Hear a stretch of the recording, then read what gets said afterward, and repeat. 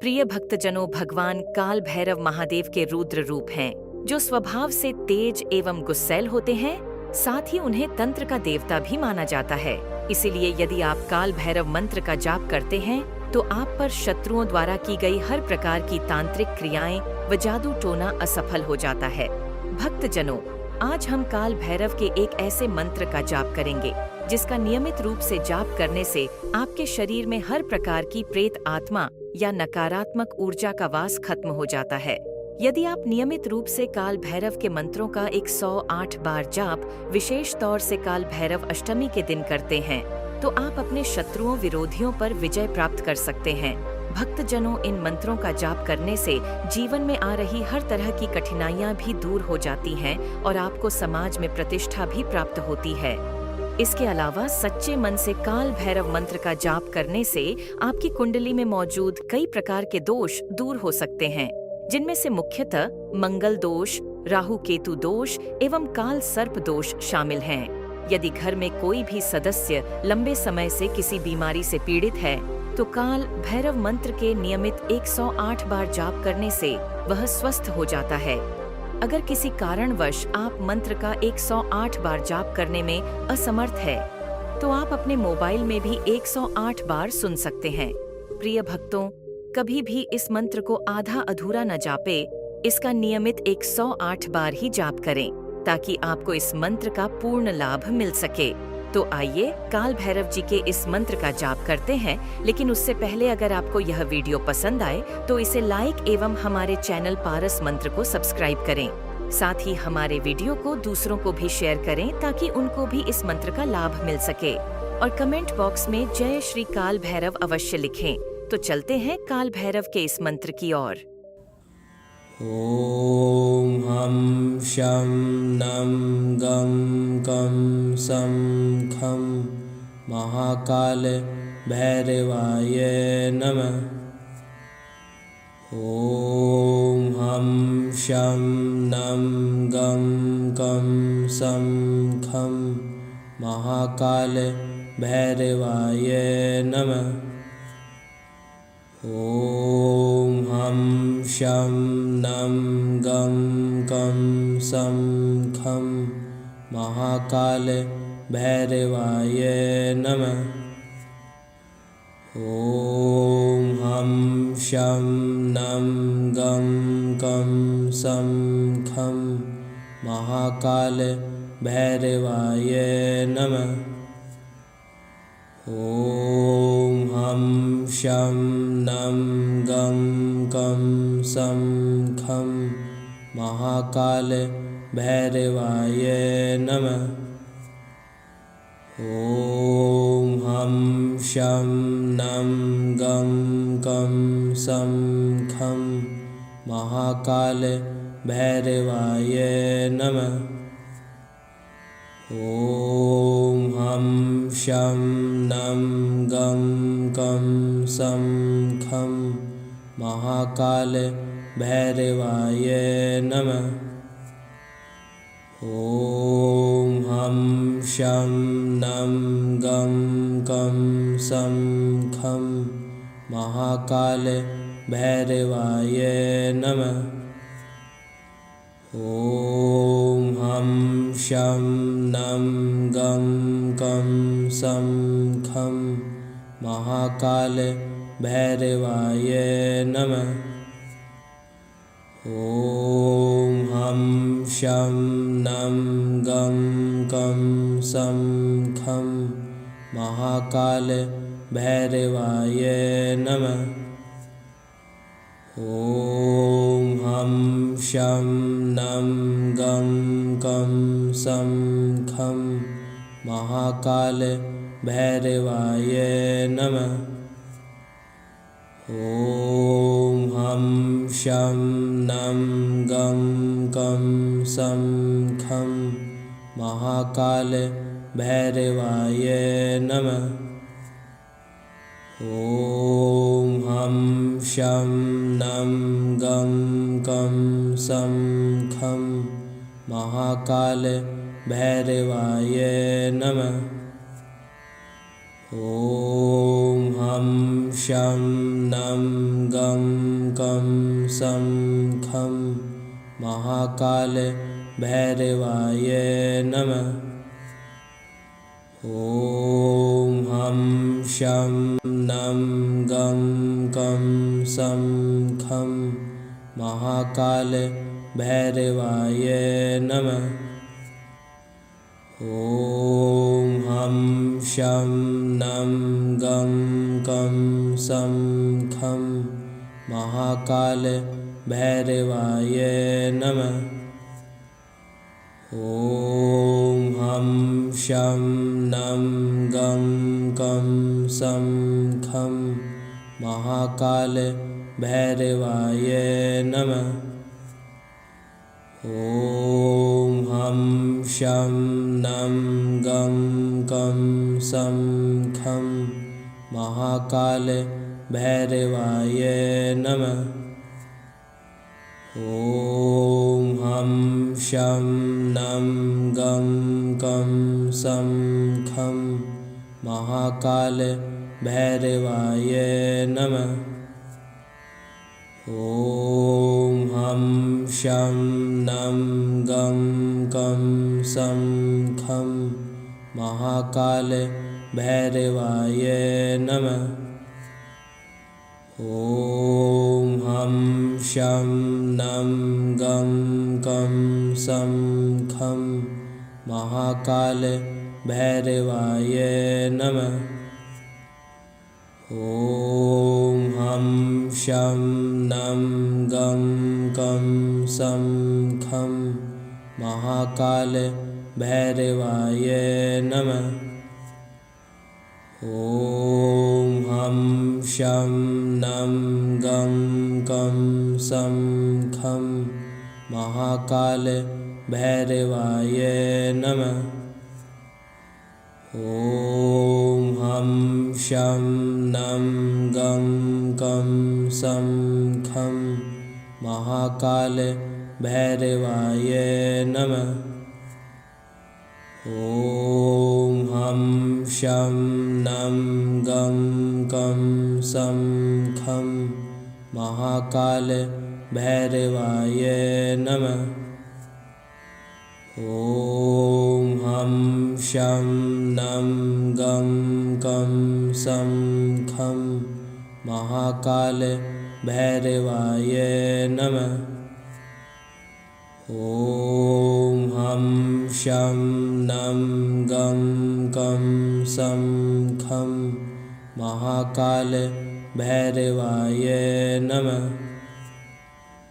ॐ हम शं नं गं कं सं खं महाकाल भैरवाय नमः। ॐ हम शं नं गं कं सं खं महाकाल भैरवाय नमः। ॐ हम शं नं गं कं सं खं महाकाल भैरवाय नमः। ॐ हम शं नं गं कं सं खं महाकाल भैरवाय नमः। ॐ हम शं नं गं कं सं खं महाकाल भैरवाय नमः। ॐ हम शं नं गं कं सं खं महाकाल भैरवाय नमः। ॐ हम शं नं गं कं सं खं महाकाल भैरवाय नमः। ॐ हम शं नं गं कं सं खं महाकाल भैरवाय नमः।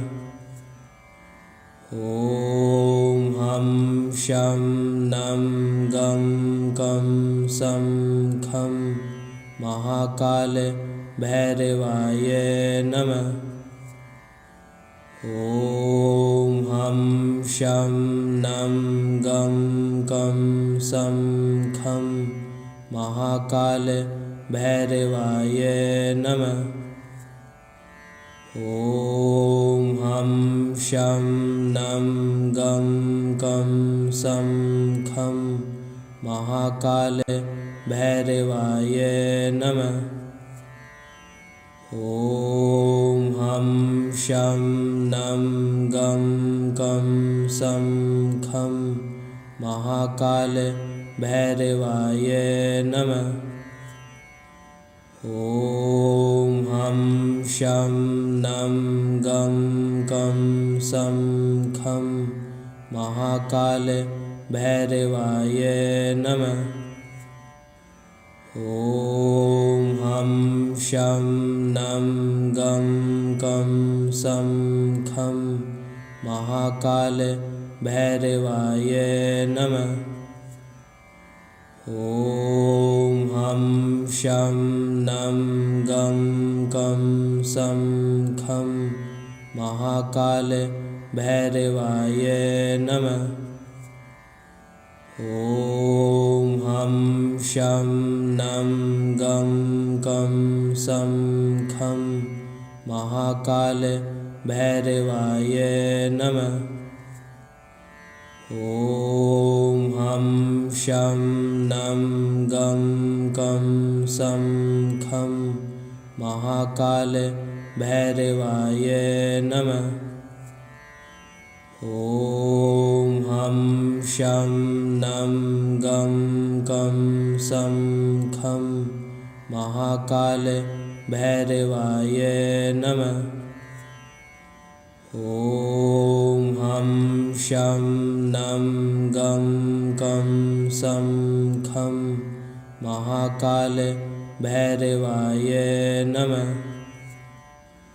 ॐ हं शं नं गं कं सं खं महाकाल भैरवाय नमः। ॐ हं शं नं गं कं सं खं महाकाल भैरवाय नमः। ॐ हं शं नं गं कं सं खं महाकाल भैरवाय नमः।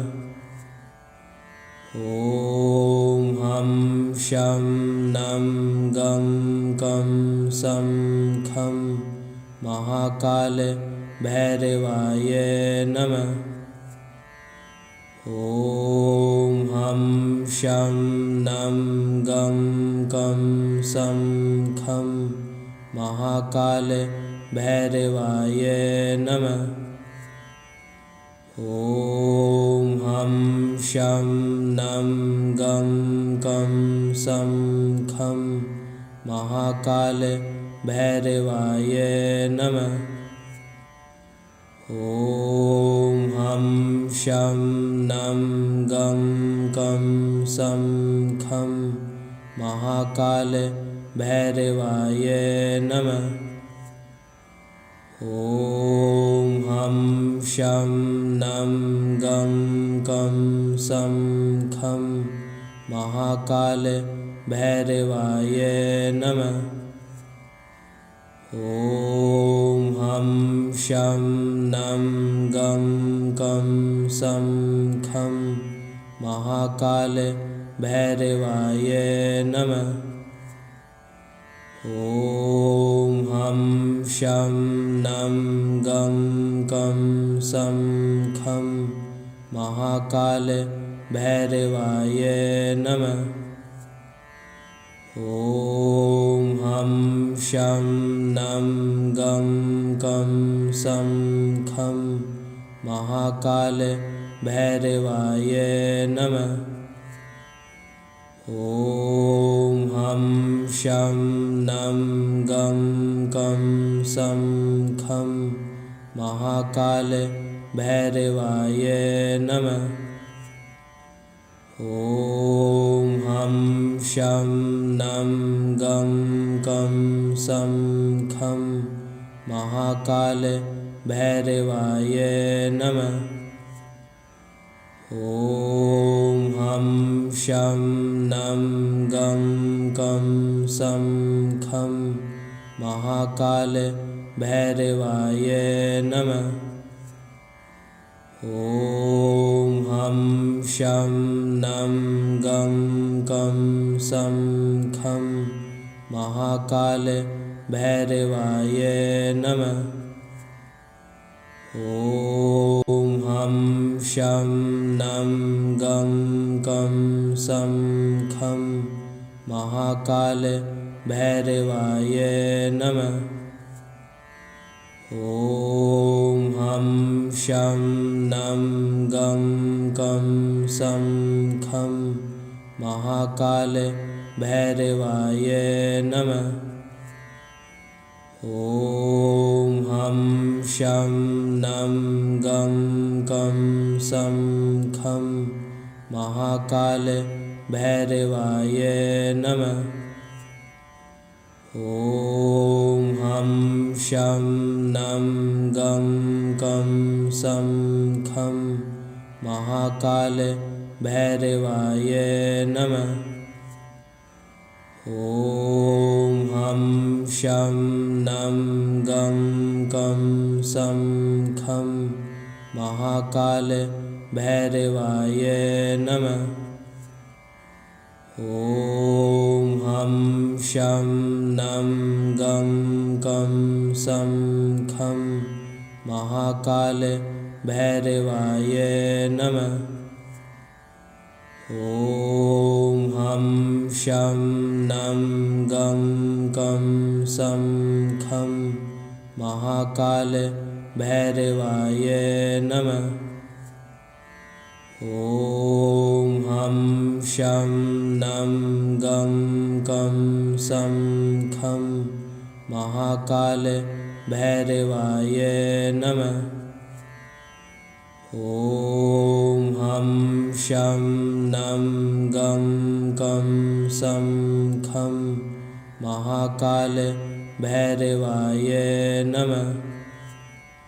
ॐ हं शं नं गं कं सं खं महाकाल भैरवाय नमः। ॐ हं शं नं गं कं सं खं महाकाल भैरवाय नमः। ॐ हं शं नं गं कं सं खं महाकाल भैरवाय नमः। ॐ हं शं नं गं कं सं खं महाकाल भैरवाय नमः। ॐ हं शं नं गं कं सं खं महाकाल भैरवाय नमः। ॐ हं शं नं गं कं सं खं महाकाल भैरवाय नमः। ॐ हं शं नं गं कं सं खं महाकाल भैरवाय नमः। ॐ हं शं नं गं कं सं खं महाकाल भैरवाय नमः। ॐ हं शं नं गं कं सं खं महाकाल भैरवाय नमः। ॐ हं शं नं गं कं सं खं महाकाल भैरवाय नमः। ॐ हं शं नं गं कं सं खं महाकाल भैरवाय नमः। ॐ हम शं नं गं कं सं खं महाकाल भैरवाय नमः। ॐ हम शं नं गं कं सं खं महाकाल भैरवाय नमः। ॐ हम शं नं गं कं सं खं महाकाल भैरवाय नमः। ॐ हम शं नं गं कं सं खं महाकाल भैरवाय नमः। ॐ हम शं नं गं कं सं खं महाकाल भैरवाय नमः। ॐ हम शं नं गं कं सं खं महाकाल भैरवाय नमः। ॐ हम शं नं गं कं सं खं महाकाल भैरवाय नमः। ॐ हम शं नं गं कं सं खं महाकाल भैरवाय नमः। ॐ हम शं नं गं कं सं खं महाकाल भैरवाय नमः। ॐ हम शं नं गं कं सं खं महाकाल भैरवाय नमः। ॐ हम शं नं गं कं सं खं महाकाल भैरवाय नमः। ॐ हम शं नं गं कं सं खं महाकाल भैरवाय नमः। ॐ हम शं नं गं कं सं खं महाकाल भैरवाय नमः। ॐ हम शं नं गं कं सं खं महाकाल भैरवाय नमः। ॐ हम शं नं गं कं सं खं महाकाल भैरवाय नमः। ॐ हम शं नं गं कं सं खं महाकाल भैरवाय नमः। ॐ हम शं नं गं कं सं खं महाकाल भैरवाय नमः। ॐ हम शं नं गं कं सं खं महाकाल भैरवाय नमः। ॐ हम शं नं गं कं सं खं महाकाल भैरवाय नमः। ॐ हम शं नं गं कं सं खं महाकाल भैरवाय नमः। ॐ हम शं नं गं कं सं खं महाकाल भैरवाय नमः।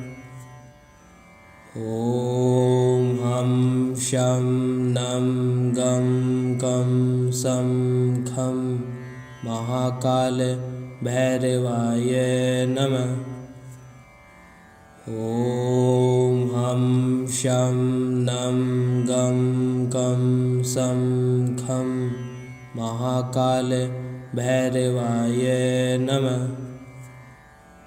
ॐ हं शं नं गं कं सं खं महाकाल भैरवाय नमः।